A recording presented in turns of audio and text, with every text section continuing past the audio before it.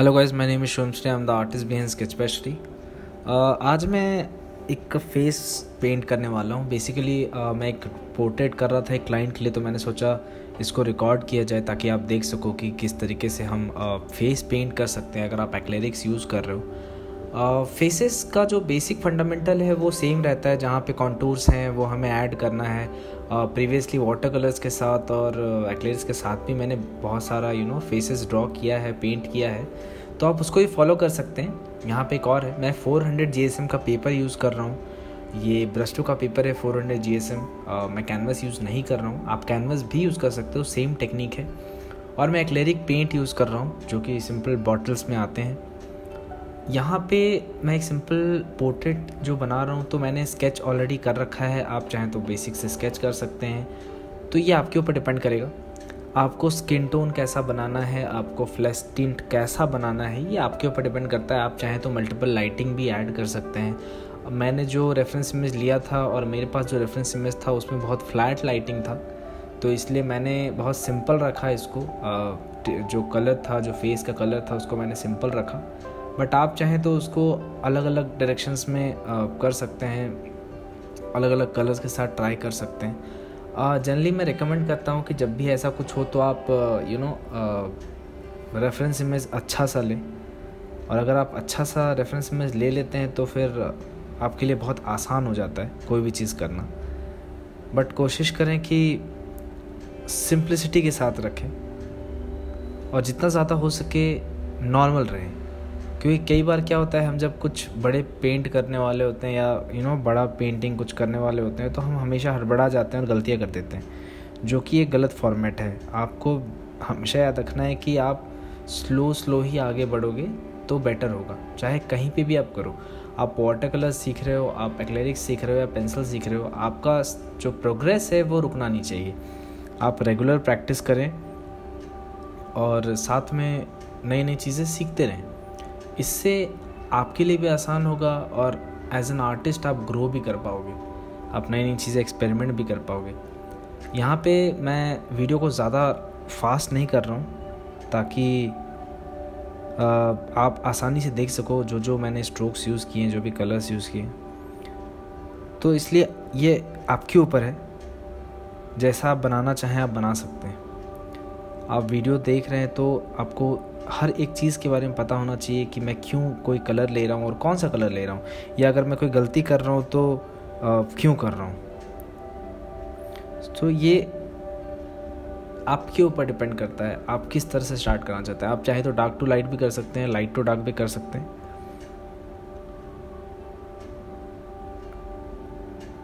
सो हमेशा याद रखें कि आपको कुछ ना कुछ करते रहना है, कुछ ना कुछ।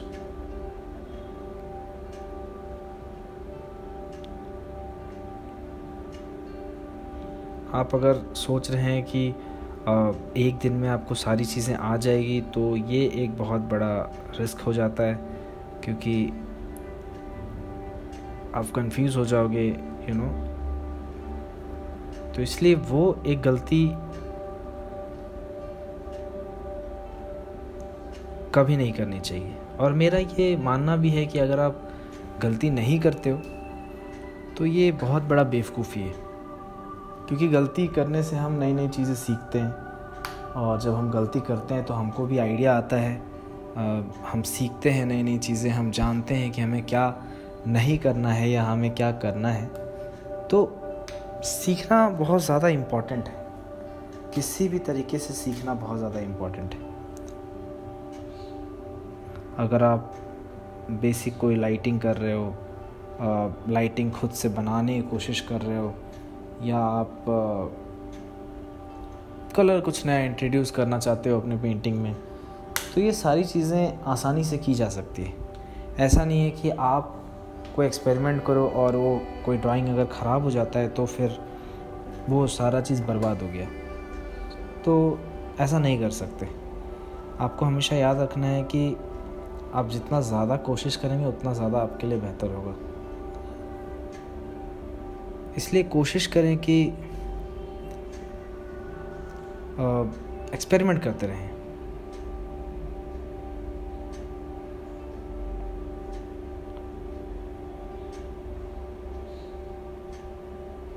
आप देख सकते हैं किस तरह से मैं धीरे धीरे आगे बढ़ रहा हूँ। मैं जल्दीबाजी नहीं कर रहा,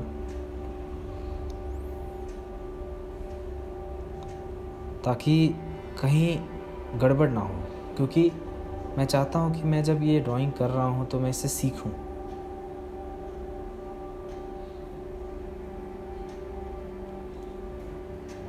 क्योंकि सीखना इम्पॉर्टेंट है। आप इस तरह के ड्राइंग्स करते हो, आप प्रोसेस सीख रहे हो, आप नई नई चीज़ें कर रहे हो, तो सीखना बहुत ज़्यादा ज़रूरी है। हमेशा आप कुछ भी करें, आप सीखें ज़रूर। तो इसलिए अगर आप कोई पोर्ट्रेट बना रहे हैं या आप अगर कोई सीनरी बना रहे हैं और आपने कभी वो पहले बनाया नहीं है, जैसे पोर्ट्रेट्स तो हम हर बार नया बनाते हैं लेकिन फेस सेम होता है, तो आप कह सकते हो थीम सेम रहता है बट सब्जेक्ट चेंज हो जाता है। सीनरीज में भी सेम चीज़ें होती है। आप सनसेट बना रहे हो बट सब्जेक्ट चेंज कर रहे हो, थीम वही है कि सनसेट है हमारा, तो आप सनसेट को लेकर के बहुत सारी चीज़ें एक्सपेरिमेंट कर सकते हो।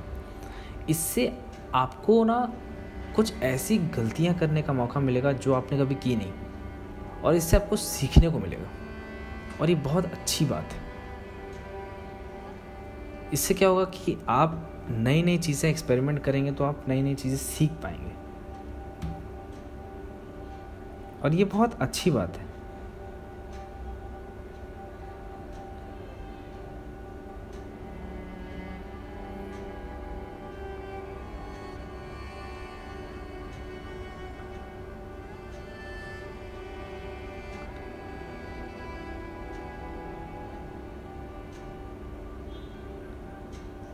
आप देख सकते हो मैं बैकग्राउंड ऐड कर रहा हूँ। मैंने एक पर्पलिश बैकग्राउंड ऐड कर रहा हूँ इसमें, ताकि क्योंकि मैं लाइट फेस बना रहा हूँ, जो स्किन का कलर है वो फेयर है काफ़ी, और मैं ज़्यादा फ्लैश टिंट का ही यूज़ कर रहा हूँ। तो मैं बैकग्राउंड डालने से क्या होगा कि वो ज़्यादा पॉप होके बाहर आएगा, ज़्यादा निखर के बाहर आता है आप जब डार्क और लाइट का हम कॉम्बिनेशन करते हैं। तो इसलिए इस बात को हमेशा याद रखें कि आप जो भी चीज़ें कर रहे हो उसका एक रीज़न है। कोई भी चीज़ बिना रीज़न का नहीं होती, पर हाँ एक्सपेरिमेंट करना बहुत ज़्यादा ज़रूरी है। आप यहाँ पे अगर पर्पलिश बैकग्राउंड नहीं डाल रहे हो तो आप डिसाइड करो कि आपको क्या बैकग्राउंड डालना है। जैसे मैंने यहाँ पे जो मैं कपड़े पेंट करूँगा आगे जा कर के इस पोर्ट्रेट का, तो उस कपड़े के हिसाब से मैंने बैकग्राउंड को रखा है। इसलिए कोशिश करें, आप नई नई चीज़ों को कोशिश करते रहें।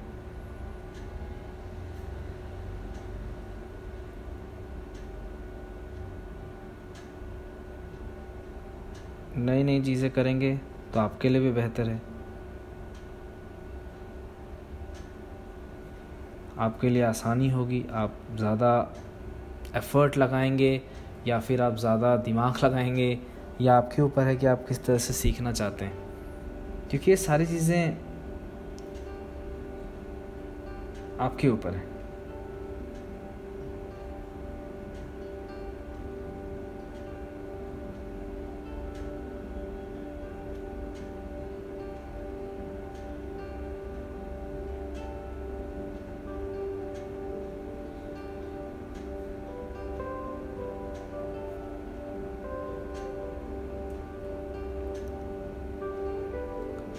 यहाँ पे आप देख सकते हो कि किस तरह से मैं हेयर भी डार्क ले रहा हूँ और डार्क ऐड कर रहा हूँ, बिकॉज़ देखिए मैं वही चीज़ कर रहा हूँ कि मैंने काफ़ी ज़्यादा लाइट रखा है फेस को, तो इसलिए डार्क करना बहुत ज़्यादा ज़रूरी है, बहुत ज़्यादा ज़रूरी। तो इस बात का ध्यान रखें।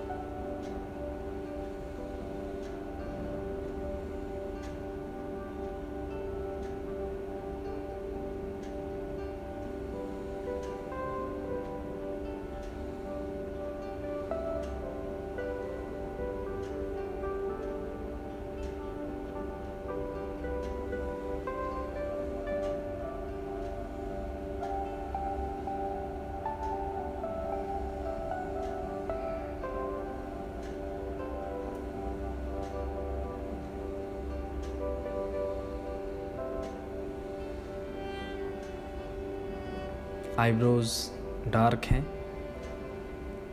और साथ ही साथ आप जो भी हाइलाइट्स है, जैसे अगर फॉरहेड पे हाईलाइट आ रहा है या फिर नोज़ पे हाईलाइट आ रहा है, तो उसको प्रोमिनेंट रखें और डार्कनेस को प्रोमिनेंट रखें, क्योंकि अगर आप लाइट एंड शैडो को अच्छे से फॉलो करोगे तो बहुत अच्छा चेहरा निकल के आता है।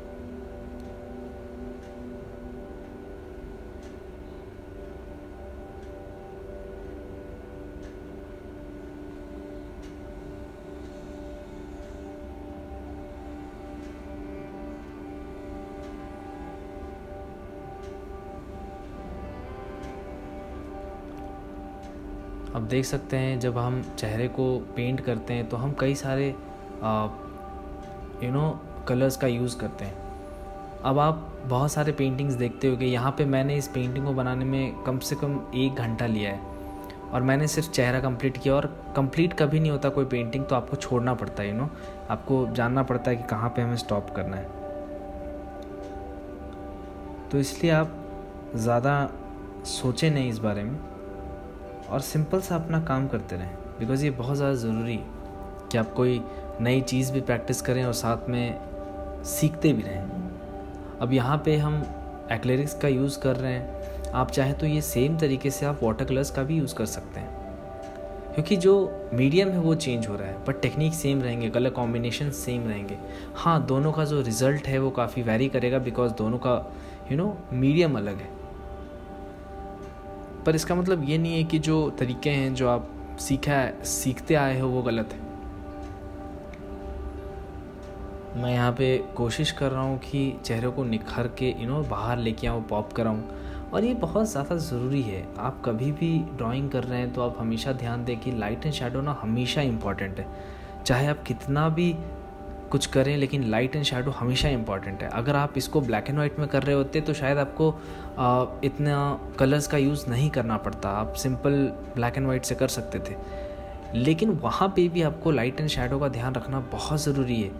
आपको ध्यान रखना है कि कौन सा पार्ट कॉन्टूर के हिसाब से शैडोड हो रहा है, कौन सा पार्ट लाइट में जा रहा है, क्योंकि वही आपके ड्राइंग को अलग बनाएगा, अच्छा बनाएगा, बाकियों से अलग बनाएगा, और जो कि बहुत ज़्यादा ज़रूरी है। कितनी भी आप कोशिश करें, आपको इस बात का ध्यान रखना बहुत ज़्यादा ज़रूरी है। तो आप हमेशा कोशिश करें कि जब आप इस तरह के कोई स्केच कर रहे हैं या इस तरह की कोई चीज़ कर रहे हैं तो कोशिश करें कि आप नई चीज़ें भी करें। हाँ, हो सकता है कुछ पोर्ट्रेट्स बर्बाद हो जाएं, कुछ रिजल्ट्स जैसा आप चाहते हो तो वैसा ना आए, बट जो रास्ता है वो यही है। आपको गलतियां करनी पड़ेगी, आपको बहुत सारे ड्राइंग्स बर्बाद करने पड़ेंगे, आपको जो आप बनाना चाहते हो वो बनाने के लिए आपको बहुत सारी ऐसी चीज़ें बनानी पड़ेगी जो आप नहीं बनाना चाहते। तो उस बात का ध्यान रखें, ज़रूरी है, क्योंकि जितना ज़्यादा आप सीखोगे उतना ज़्यादा आप सिखा भी सकते हो। और सिखाने का मतलब ये नहीं है कि आप किसी और को सिखाओ, आप खुद को सिखा सकते हो। जब मैं ड्राइंग प्रैक्टिस करता था तो मैंने एक कलर्स के बाद दूसरा कलर्स खुद ही सीखने की कोशिश की थी, क्योंकि मुझे पता था कि अगर मुझे लाइट डालना है तो मैं येलो यूज़ कर रहा हूँ और फिर डार्क ग्रीन यूज़ कर रहा हूँ, फिर ब्लू यूज़ कर रहा हूँ। तो ये सेम चीज़ मैं सॉफ्ट पेस्टल्स में भी करता था, क्रेयॉन में भी करता था, वाटर कलर में भी करता था, और फिर बाद में एक्रेलिक्स में करने लगा, ऑयल में करने लगा, क्योंकि सब में सेम टेक्निक्स यूज़ होते हैं। लाइट एंड शैडो का फंडा चेंज नहीं होता है, कलर थ्योरी नहीं बदलती है। तो इसलिए आपको इतना सोचने की ज़रूरत नहीं है कि मैं अगर ये सीख रहा हूँ तो ये नहीं सीख रहा। आप जो बनाना चाहते हैं आप वो बनाएंगे, पर उससे पहले आपको कुछ ऐसी चीज़ें बनानी पड़ेगी जो आपको वहाँ तक पहुँचाए। तो इस बात का ध्यान रखें।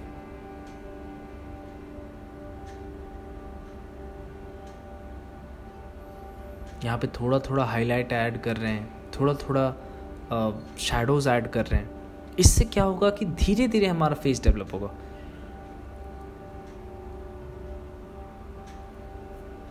आप देखते होंगे किस तरह से जो बड़े आर्टिस्ट होते हैं वो ब्राउन कर देते हैं पूरे कैनवस को, और उसके बाद धीरे धीरे शैडोज़ से हाईलाइट ऐड करते हुए फेस को लेके आते हैं, बाहर लेके आते हैं।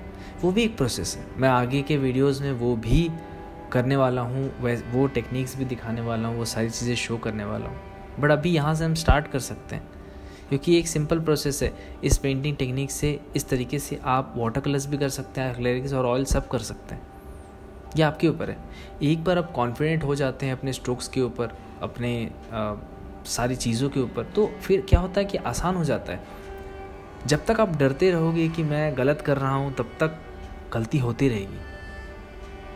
हम लोग को एज एन आर्टिस्ट हमें एक चीज़ जाननी पड़ेगी कि हमें फ्री होना पड़ेगा, हमें फ्रीडम चाहिए। जब आप खुल के सोचोगे, खुल के अपने हाथों को चलाओगे, तभी जाके सही रिज़ल्ट बाहर आएगा, या आप जो बनाना चाहते हो वो बनाओगे। आप देखते हो कि किस तरह से बड़े आर्टिस्ट जो होते हैं वो कितना फ्रीली बनाते हैं हर चीज़, उनके स्ट्रोक्स में वो फ्रीडम दिखता है। तो हम अपने माइंड से अपने स्ट्रोक्स को रिस्ट्रिक्ट करते हैं, अपने कलर कॉम्बिनेशंस को, हर चीज़ को रिस्ट्रिक्ट करते हैं। हमें ऐसा लगता है कि सारी चीज़ों में कोई रूल है, पर आर्ट में कोई रूल नहीं होता। आर्ट में एक्सपेरिमेंट होता है। आप खुद देखिए, आप 4 कलर्स इस्तेमाल कीजिए, आप पेंसिल्स इस्तेमाल कीजिए और देखिए कि आपको क्या सूट करता है। आपका हाथ किसको ज़्यादा अच्छे तरीके से निखार के लाता है, मतलब कौन सा कलर आपको ज़्यादा पसंद है, कौन सा मीडियम आपको ज़्यादा पसंद है। जब आप उसको यूज़ करते हो तो आपको अच्छा लगता है, कौन सा ऐसा कलर है। बहुत ज़रूरी है ये बात। कोशिश करें, आप खुद कोशिश करें, इससे आपको सीखने को मिलेगा। क्योंकि सीखोगे तभी आप जान पाओगे कि जो बड़े आर्टिस्ट हैं वो किस इतना आसानी से कैसे कोई इतना कॉम्प्लेक्स फेसेस को या कॉम्प्लेक्स सीनरीज को कितनी आसानी से वो बना पाते हैं, वो समझ पाओगे आप। आपको पूछना नहीं पड़ेगा।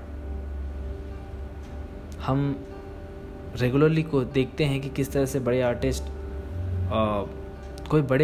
हमेशा बड़े स्केचेस करते हैं, मीनिंग साइज़ में बड़े। अगर वो एक फेस भी बना रहे हैं, फिगर भी बना रहे हैं, तो फिगर्स को बड़े चार्ट पेपर्स में या बड़े पेपर्स में स्केच करते हैं। इससे क्या होता है, उनका रिस्ट फ्री होता है, वो एल्बो से ड्रॉ करते हैं, जो कि बहुत इंपॉर्टेंट प्रोसेस है। तो ये एक इम्पॉर्टेंट चीज़ है। अगर आप ड्राइंग लाइफ टाइम करना चाहते हो और एज एन हॉबी फॉलो कर रहे हो, या फिर अगर आप करियर भी बनाना चाहते हो, बहुत इम्पॉर्टेंट है।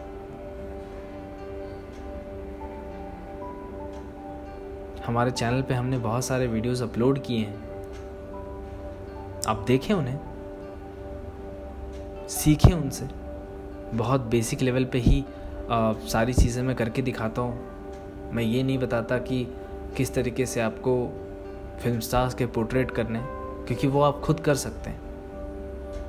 अगर आपको चेहरा बनाने आता है तो आप किसी का भी चेहरा बना सकते हो, चाहे वो फिल्म स्टार्स का हो, चाहे वो अपनी फैमिली का हो, चाहे फ्रेंड्स का हो।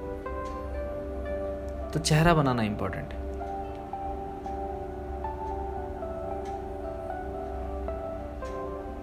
और चेहरा बनाने के लिए हमें जो एनाटॉमी की स्टडी चाहिए, जो फेस का स्ट्रक्चर्स चाहिए, वो समझने का कोशिश हम यहाँ पे कर रहे हैं कि किस तरह से आप कलर्स मिक्स कर सकते हो। मैं अभी आगे और भी वीडियोस बनाने वाला हूँ जहाँ पे हम बड़े कैनवासेस को पेंट करने वाले हैं।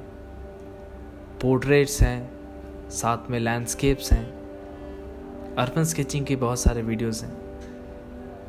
तो स्टे ट्यून्ड रहें। अगर आपने सब्सक्राइब नहीं किया है तो सब्सक्राइब करें, बेल आइकन भी दबा दें।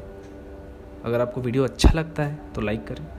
कोई डाउट्स है तो कमेंट में पूछें, इससे मुझे भी पता चलता है कि क्या चीज़ आपको चाहिए। बहुत सारे वीडियोस हैं ऑनलाइन, बहुत सारे। मैं कोशिश कर रहा हूँ कि मैं वो बनाऊँ जो एक आर्टिस्ट को चाहिए। हर चीज़ बहुत आसानी से दिखाई जा सकती है, बहुत अच्छे से एडिटिंग की जा सकती है और बहुत अच्छे से आपको एंटरटेन किया जा सकता है। बट मैं हमेशा ऐसा मानता हूँ कि जो हम पढ़ते हैं, पढ़ाई में एंटरटेनमेंट नहीं होता, क्योंकि पढ़ाई खुद एक एंटरटेनमेंट है। अगर आप आर्ट पसंद करते हो तो आप आर्ट वीडियोस देख सकते हो, घंटों देख सकते हो। मैं बहुत सारे बड़े आर्टिस्ट के वीडियोस देखता हूँ और घंटों बैठ के उनके ड्राइंग प्रोसेस को देखता रहता हूँ, सीखता रहता हूँ। उसमें वो कुछ बोल नहीं रहे, कुछ कर नहीं रहे, बस अपना काम कर रहे हैं, पेंट कर रहे हैं, और मुझे अच्छा लग रहा है। ना कि मुझे 10 चीज़ों का एडिटिंग सीखना पड़ा, या कि मैं एडिटिंग करूं या ना करूं, या इंटरेस्टिंग बनाऊं। क्योंकि YouTube में ग्रो करने के लिए शायद हमें ये सारी चीज़ें करनी पड़ती है। बट YouTube सिर्फ अकेला YouTube तो ज़िंदगी नहीं है। एज एन आर्टिस्ट यूट्यूब तो अभी थोड़े दिन बहुत साल नहीं हुए अभी यूट्यूब का आए हुए, तो यूट्यूब तो अभी कुछ सालों से चल रहा है, पर आर्टिस्ट तो तब से हैं जब शायद हमारे पास मोबाइल फ़ोन, टीवी या कुछ भी नहीं था, कोई टेक्नोलॉजी नहीं थी।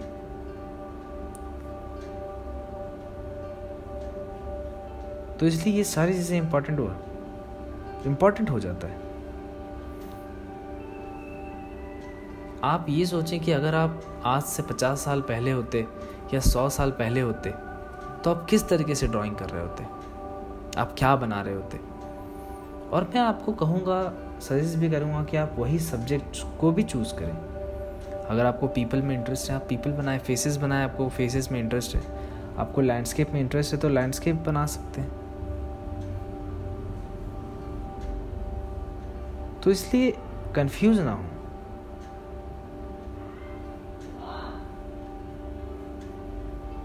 आप सिंपल सा एक फंडामेंटल यूज़ करें जहाँ पे आप ये समझें कि जिस तरह से अपनी भूख को मिटाने के लिए आप हर दिन खाना खाते हो, उस तरीके से आपने इस क्रिएटिव हंगर को हटाने के लिए आपको रोज़ कुछ ना कुछ ड्रॉ करना है, वो भी कुछ नया।